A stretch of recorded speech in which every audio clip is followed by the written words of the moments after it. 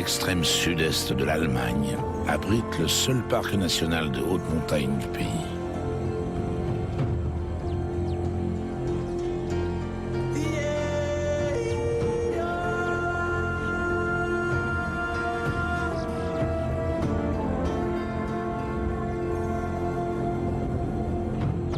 « 210 km² soigneusement protégés, des sommets à perte de vue, un relief marqué par les forces de la nature et une faune parfaitement adaptée à cet environnement.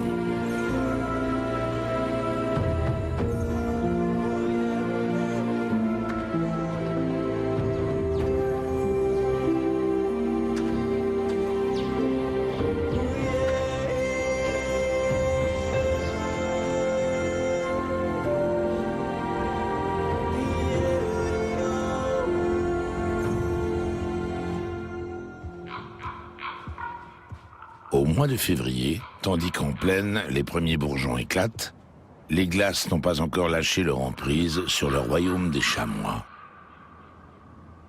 Cette espèce, sans doute la plus visible et la plus connue des Alpes de Berchtesgaden, ne doit pas faire oublier la diversité du règne animal et végétal. Les vieilles forêts de pins sambraux en bordure nord des Alpes en sont une autre caractéristique. Le pin sambraux, une espèce peu sensible au gel, héberge une grande variété de lichens. Au pied des arbres, des trous dans la neige et des coques vides.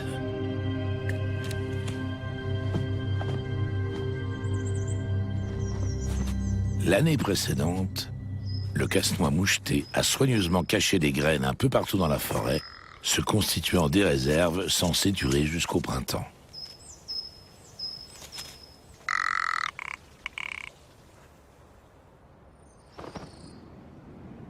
Les pins sambraux poussent à plus de 2000 mètres d'altitude.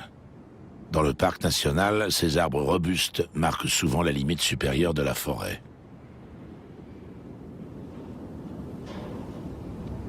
Le lieu de pèlerinage de Saint-Barthélemy, près du Königssee, autrement dit le lac du Roi, profite des derniers instants de calme avant la saison touristique. Début mars, alors que la glace commence à se rompre, une scène de reproduction collective se prépare. À l'origine, la lotte de rivière est un poisson de mer, parent du cabillaud. Comment et pourquoi ses ancêtres ont migré en eau douce il y a plus de 5 millions d'années, personne ne le sait. À la fin de l'hiver, lorsque la température de l'eau est encore à moins 6 degrés, des dizaines de mâles se regroupent autour d'une grande femelle. Chacun tente de féconder une partie de ces millions d'œufs.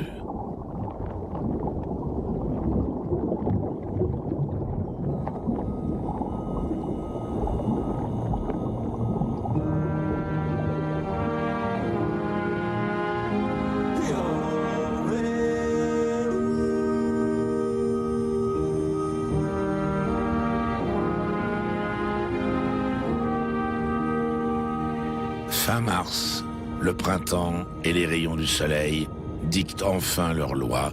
Les jours se font plus longs, l'air se radoucit. Le dégel libère les pins de leur manteau de neige.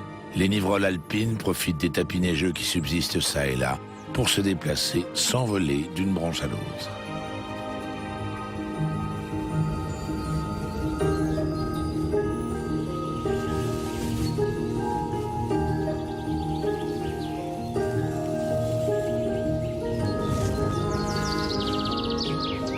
La soldanelle des Alpes fait sa délicate apparition sous la neige.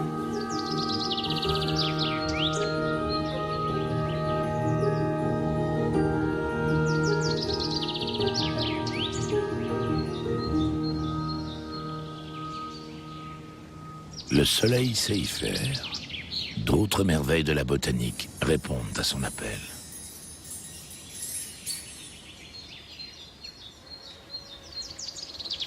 L'hellebore, ou rose de Noël, s'en donne à cœur joie en déployant ses pétales blancs sur fond de massif du Watzmann, baptisé d'après un roi cruel qui fut transformé en pierre avec toute sa famille.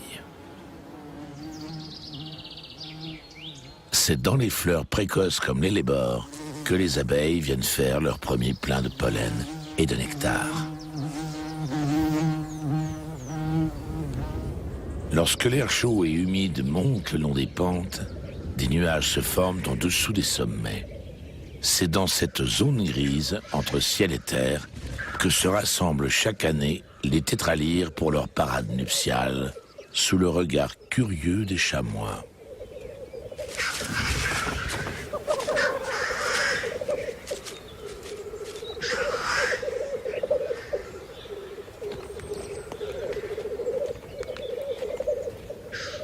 Les coqs se mettent sur leur 31 et multiplient les épreuves de force pour décider qui aura le privilège de perpétuer l'espèce.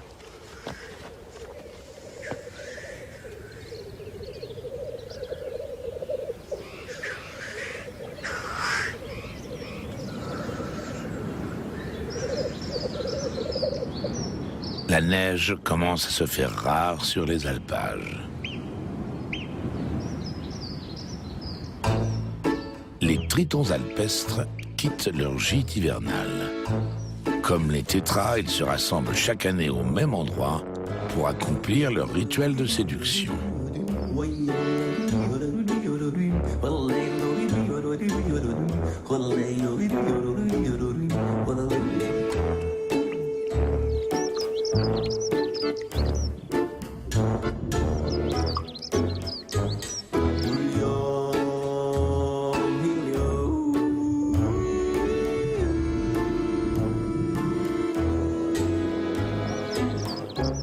À défaut de plantes aquatiques, les œufs sont pondus sur le bord de la berge boueuse.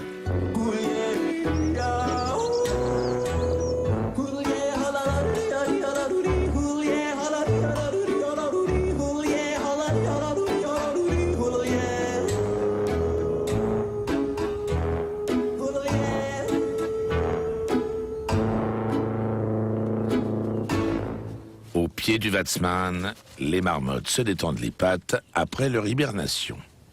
Les femelles n'étant fécondables qu'un seul jour par an, le mâle a intérêt à ne pas quitter d'une semelle l'élu de son cœur.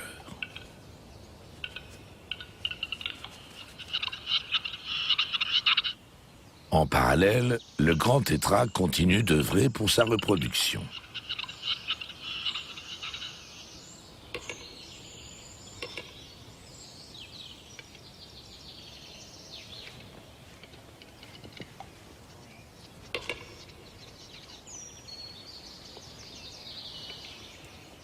En cette période, le taux de testostérone du mâle, multiplié par 100, modifie le comportement de cet oiseau habituellement très discret.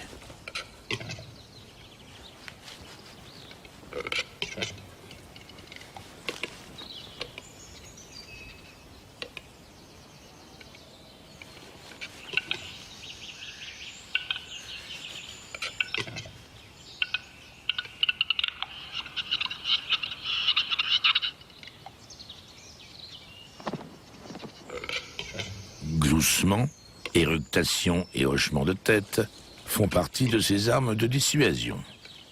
Chaque année, immanquablement, les oiseaux se retrouvent toujours dans la même arène, la plupart du temps dans une petite clairière. Une fois que le vainqueur s'est imposé, son rival n'a plus qu'à baisser les ailes.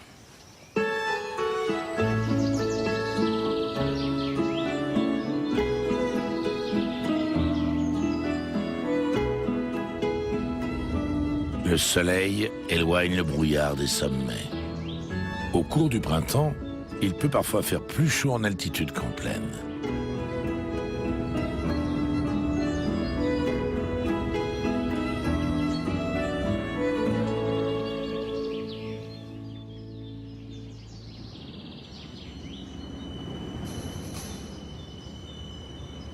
Chez l'aigle royal, l'accouplement est déjà de l'histoire ancienne.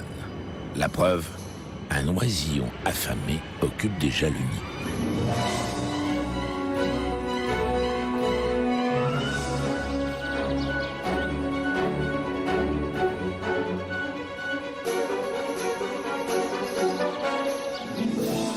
Les parents sont continuellement sur la brèche, obligés de partir encore et toujours à la chasse. Même pour un aigle royal, les proies ne sont pas si faciles à attraper.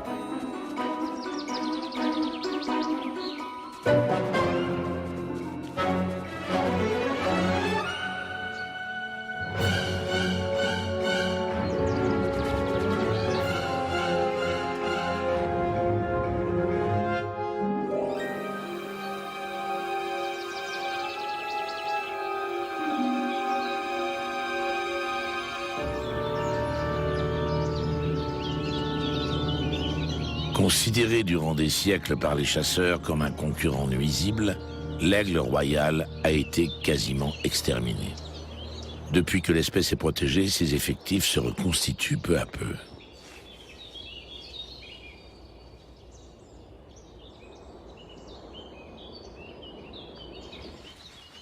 Il y a encore quelques semaines, son pelage d'hiver offrait au lièvre variable un camouflage parfait.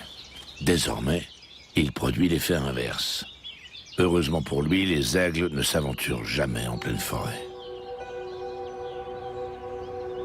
Le soleil de printemps continue sur sa lancée, y compris en altitude.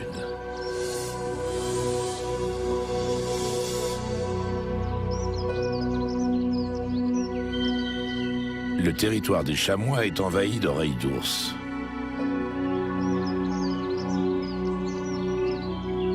Il est grand temps de muer. Par 20 degrés et plus, leur épaisse fourrure devient vite un calvaire, même dans un pré enneigé.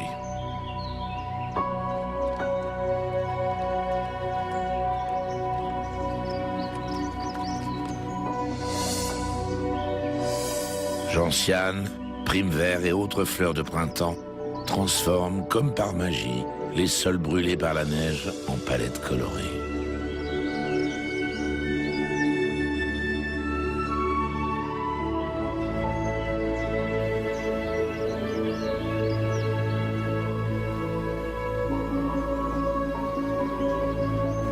Les pâturages d'altitude sont fertilisés et broutés par les chamois qui évoluent sur les corniches les plus étroites.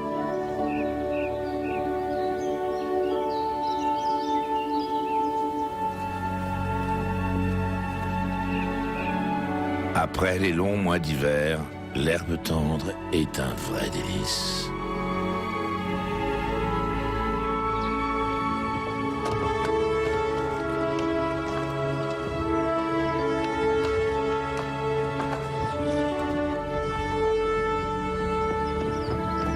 Dans un pays aussi peuplé que l'Allemagne, cette faune montagnarde évoque une époque désormais révolue, où les paysages étaient modelés non pas par l'homme, mais par la nature.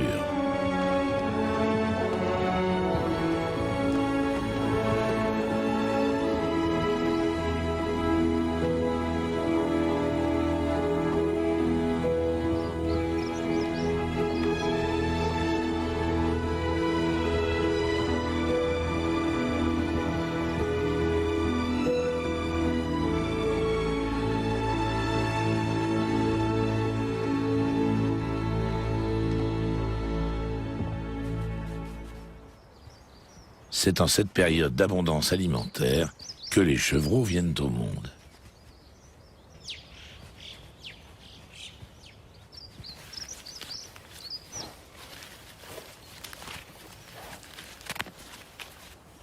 Ils sont réunis en troupeaux sous la garde des femelles et relativement à l'abri des prédateurs.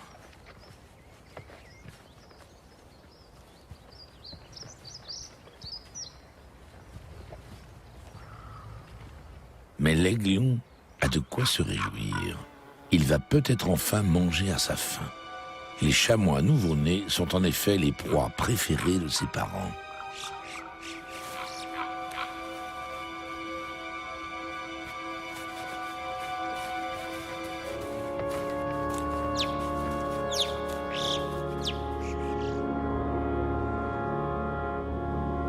Six couples d'aigles royaux nichent dans le parc national. Cette fois encore, les adultes ne rapportent pas de chair fraîche, seulement quelques branchages pour le nid. L'aigle royal n'a qu'un impact minime sur la population de chamois, il ne tue pas un chevreau tous les jours.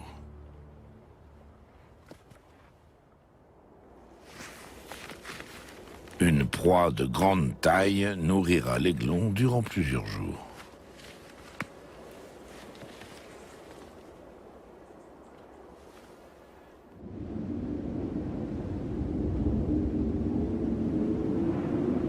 Depuis la création du parc, 3400 hectares de forêt évoluent en dehors de toute intervention humaine. Le bois mort est laissé sur place pour être recyclé naturellement.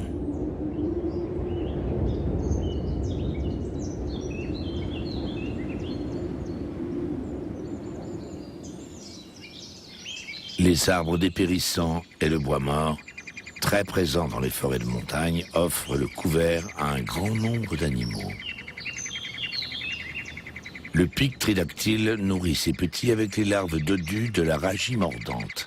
C'est un oiseau insectivore, spécialiste des coléoptères, dont les larves vivent dans le bois mort.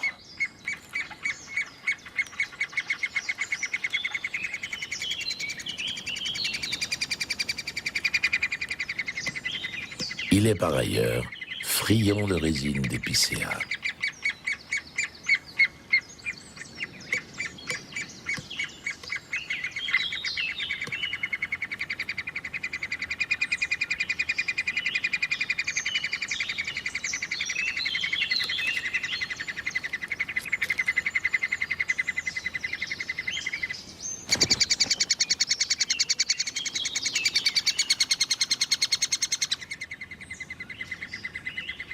Le pic tridactyle affectionne les boisements frais de résineux.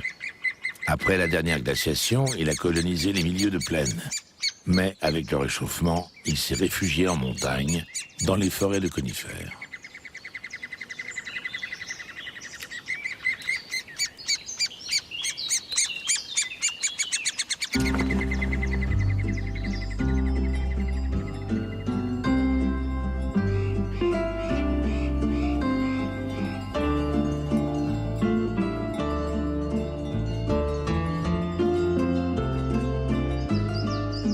Au début de l'été, les alpages sont un pays de cocagne pour grands et petits herbivores.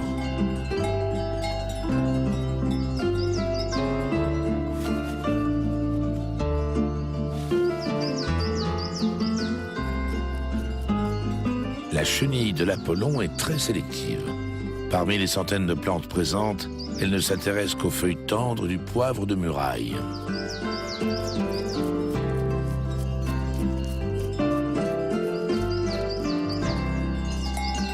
Sans l'exploitation des alpages, la forêt supplanterait les prairies alpines à forte biodiversité en seulement quelques dizaines d'années. C'est pourquoi le pâturage est autorisé même au sein du parc. À de nombreux endroits, les sols mous, mais aussi les rochers, semblent criblés d'empreintes de sabots. Il s'agit en fait d'un lamellibranche fossile, témoin d'un âge très ancien. Il y a plus de 200 millions d'années, la région de Berchtesgaden était recouverte d'une mer tropicale. Le flanc est du Watzmann, de plus de 1000 mètres d'altitude, se compose exclusivement de sédiments marins. Ce ne sont plus les vagues, mais les nuages qui déferlent maintenant sur les apics. Lors de la formation des Alpes, les anciens fonds marins ont été soulevés et se sont écoulés sous forme de débris, comme dans la vallée du Wimbach, qui constitue la plus grande lave torrentielle des Alpes du Nord.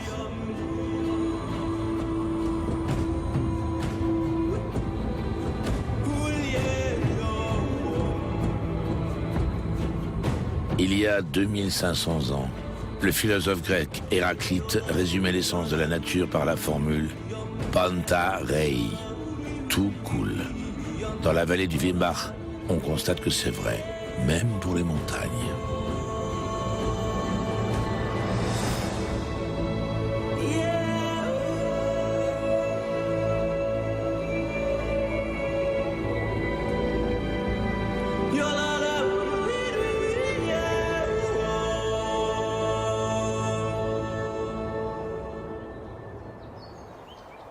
L'Ancolie est cantonnée aux éboulis instables. En Allemagne, elle n'est présente que dans cette vallée. À plusieurs endroits, des troncs morts se dressent au milieu des cailloux. Pour un arbre, il est presque impossible de s'enraciner. Il est broyé par le frottement continu des pierres.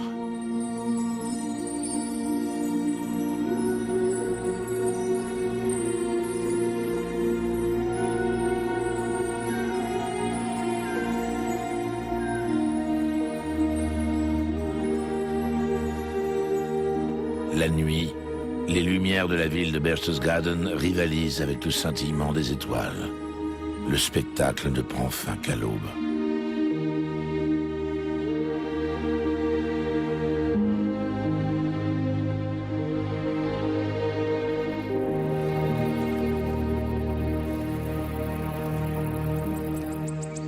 Les aigles se surpassent et rapportent des morceaux de viande de plus en plus gros à leur progéniture. Le petit doit désormais se servir de son bec et de ses serres. Début juillet, les jeunes marmottes quittent pour la première fois le terrier familial. Sous l'œil vigilant des membres de leur clan, elles explorent avec curiosité leur nouvel environnement.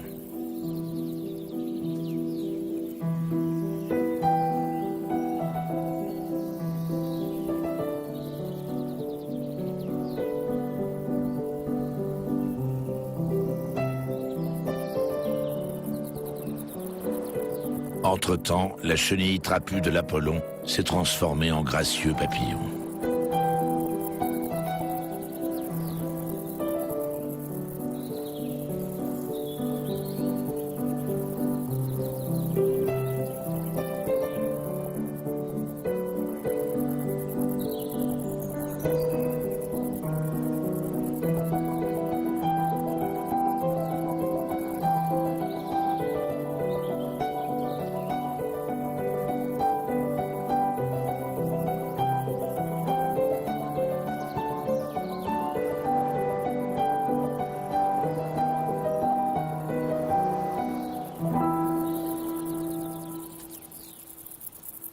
L'Edelweiss est le symbole de la flore alpine. Originaire des steppes d'Asie centrale, la fleur a colonisé les Alpes il y a quelques milliers d'années. Ces fleurs blanches étoilées dégagent un parfum de sueur et de miel, totalement irrésistible.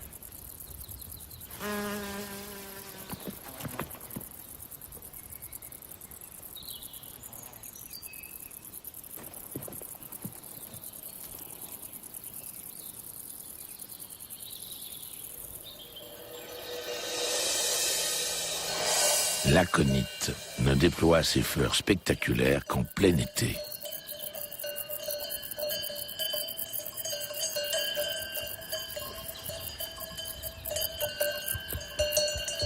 C'est une des plantes les plus vénéneuses d'Europe. Même les vaches font un large détour pour éviter les imposantes grappes de fleurs d'un bleu intense.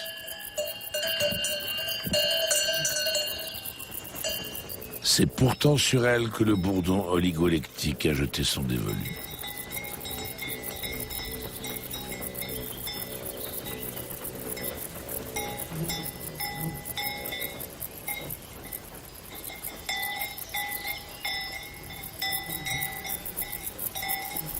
Le bourdon oligolectique a poussé la spécialisation alimentaire à son paroxysme.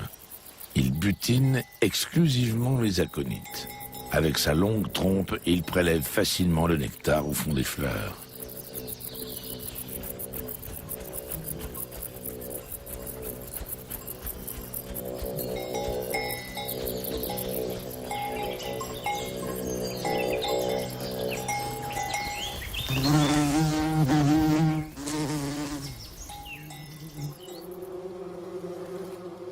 Il y a quelques semaines, la reine a emménagé dans un nid de souris abandonné. Elle est presque 2 fois plus grosse que ses filles. Contrairement aux abeilles, les bourdons ne construisent pas de rayons, mais élèvent leurs œufs dans des cellules de cire. Sous la surface, on devine les larves de bourdons bien grasses.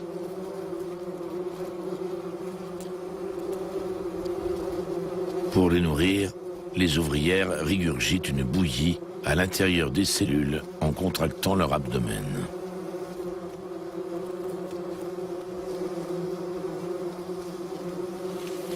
Si la température venait à baisser, elles utiliseraient le rembourrage de l'ancien nid de souris pour réchauffer les larves.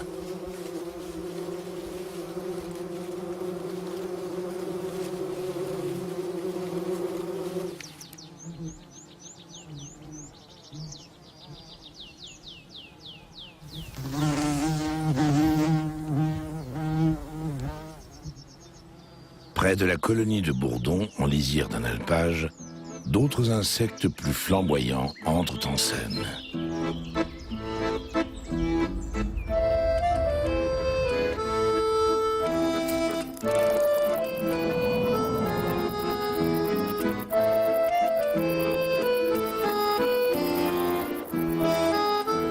Des eudipodes stridulentes. Les ailes superbes des mâles sont censées attirer les femelles hors de leur trou. Incapables de voler, ces dernières se tapissent dans l'herbe.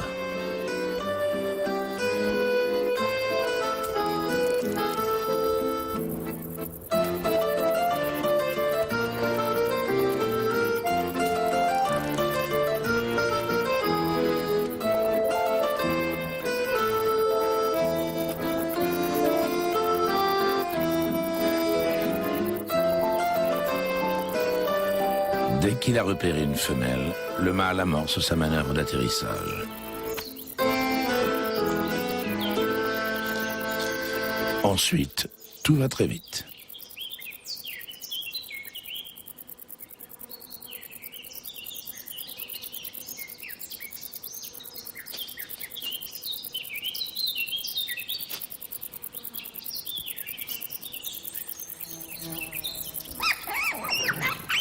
Lorsque des marmottes de clans différents se rencontrent, cela peut dégénérer en combat violent. Au sein d'une famille, on se contente de se bagarrer gentiment, en montrant ses dents tout de même.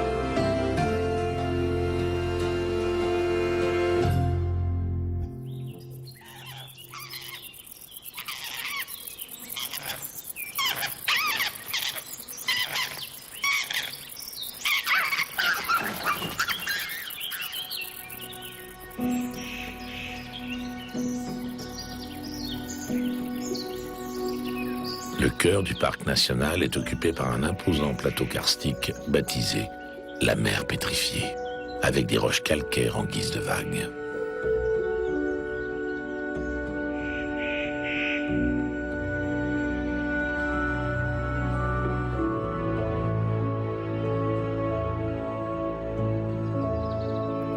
C'est le royaume des pins.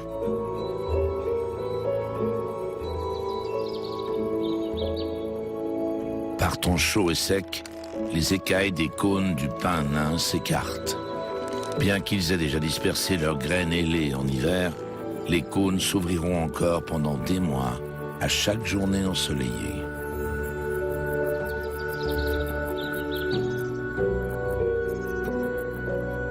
Les cônes des pins sambraux, en revanche, restent hermétiquement clos et ne s'ouvrent jamais. Pour libérer leurs graines, ils ont besoin d'un assistant, le casse-noix moucheté.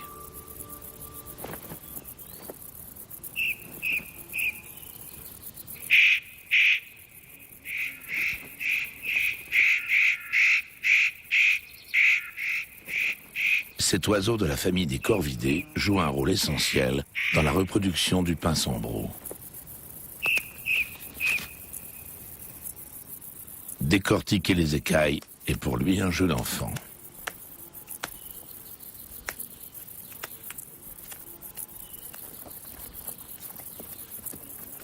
Il collecte les graines dans son jabot.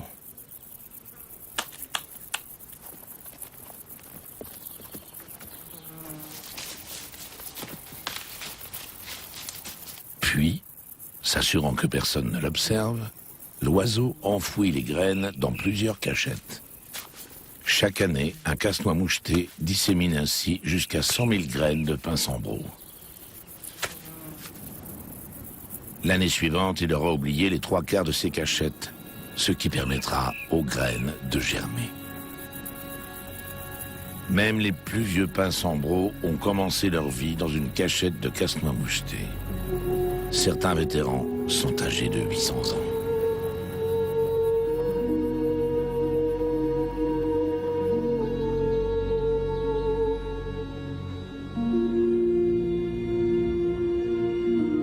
En bordure nord de la mer pétrifiée se trouve l'endroit le plus froid d'Allemagne, le lac de Funten, de seulement 5 mètres de profondeur. Les gelées nocturnes persistent même pendant les mois les plus chauds de l'été.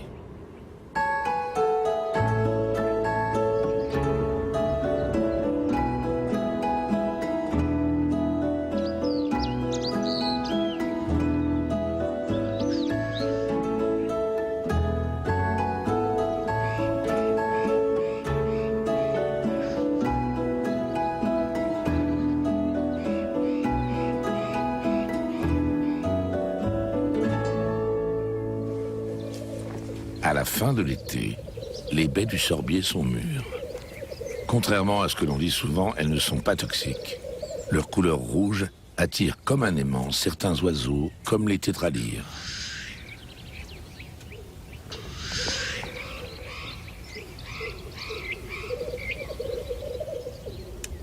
Ceux qui veulent passer l'hiver en montagne doivent faire leurs provisions en temps et en heure.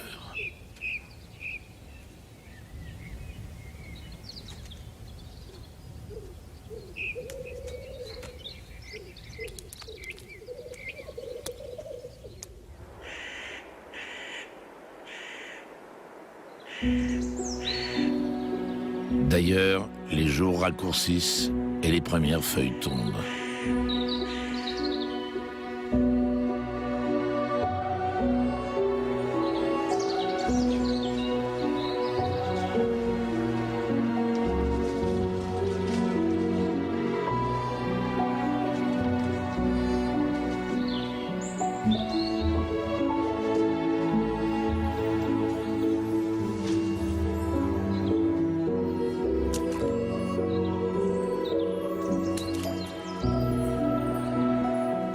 La diminution de la luminosité donne le signal du frais chez les ombles chevaliers. Ces poissons aux couleurs éclatantes, originaires de l'Arctique, ont colonisé l'Europe durant l'ère glaciaire. Depuis, ils viennent se reproduire chaque automne dans les gravières non polluées des lacs des Alpes de Berchtesgaden.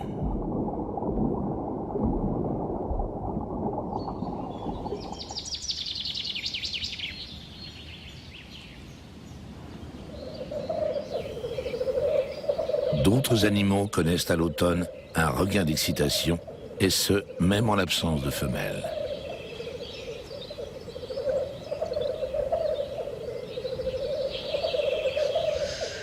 À cette période de l'année, les tétralyres paradent exclusivement entre coqs.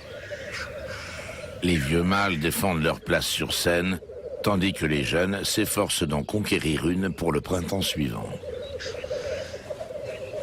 Au milieu de ce groupe de mâles aguerris, ce jeune intrépide qui n'a même pas encore terminé sa mue a tout intérêt à déguerpir.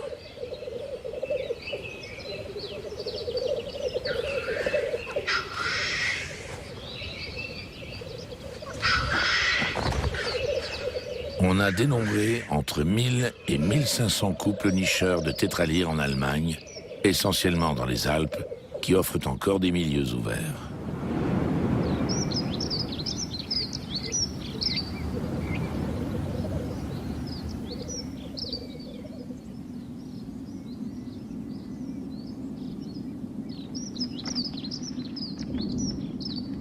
Beaucoup considèrent le bouquetin comme le véritable emblème des Alpes de Berchtesgaden.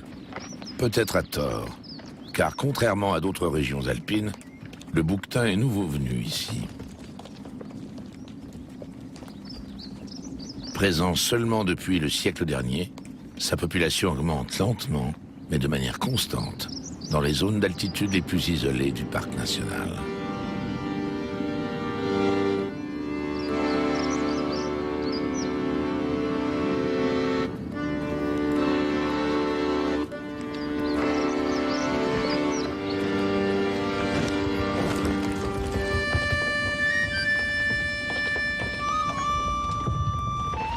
Un petit coup de sabot peut avoir de grands effets.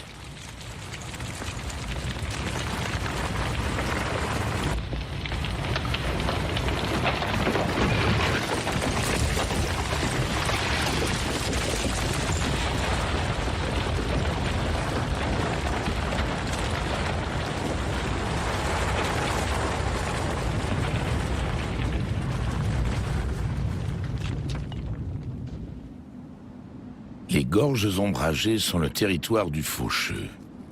Chasseur médiocre, il se nourrit surtout de charognes.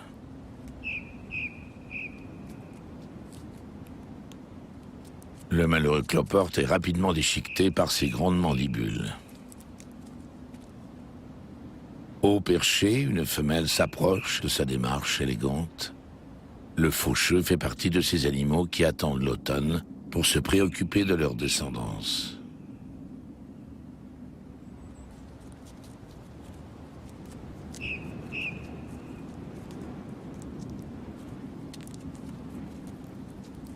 Le mâle se remplit l'estomac avant de suivre la trace olfactive de la femelle.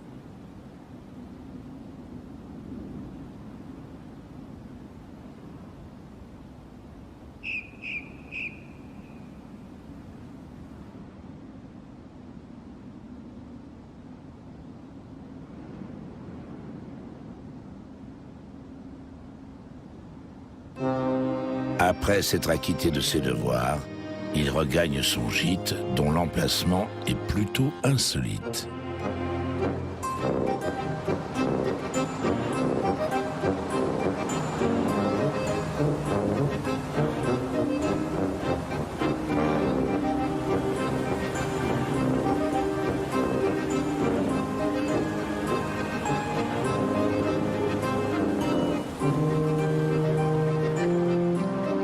Le faucheux apprécie les terriers frais et humides. Les projections d'eau de la cascade ne le gênent pas. Ici, il est à l'abri des prédateurs et trouve amplement de quoi manger dans les alentours.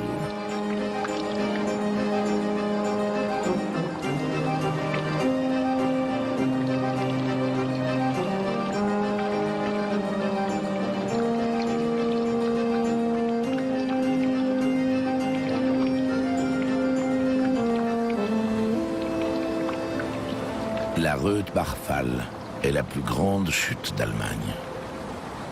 Elle se jette d'une hauteur de 400 mètres dans la vallée du Königssee, bordée de forêts mixtes.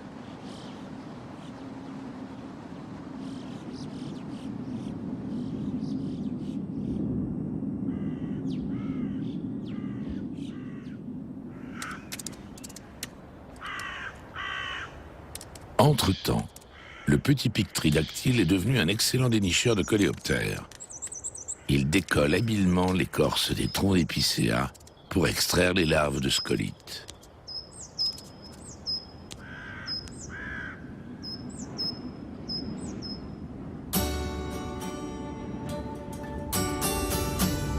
Lorsque le feuillage automnal jaune vif des mélèzes tranche avec le vert des épicéas, l'hiver n'est pas loin.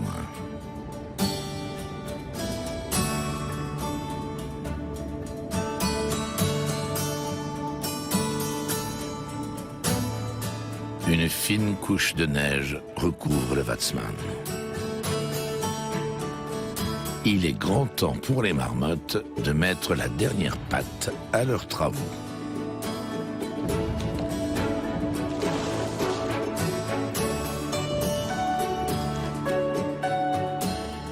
Les jeunes vont vivre leur première hibernation.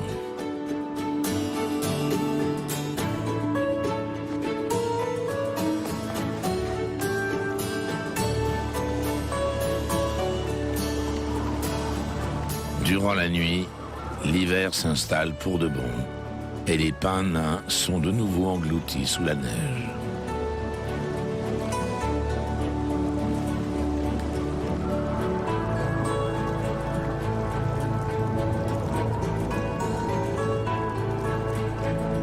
Les marmottes se blottissent dans leur nid bien garni de foin odorant.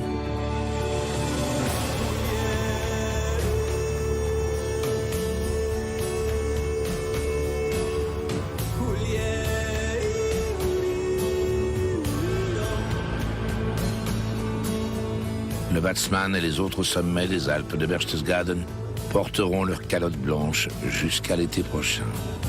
Neige et glace règnent désormais en maître.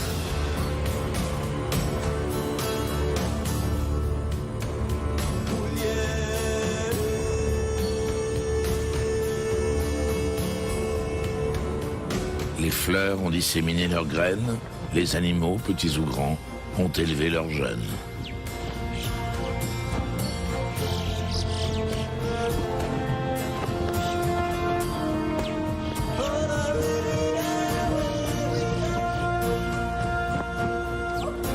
Un grand nombre d'animaux hibernent, d'autres ont migré.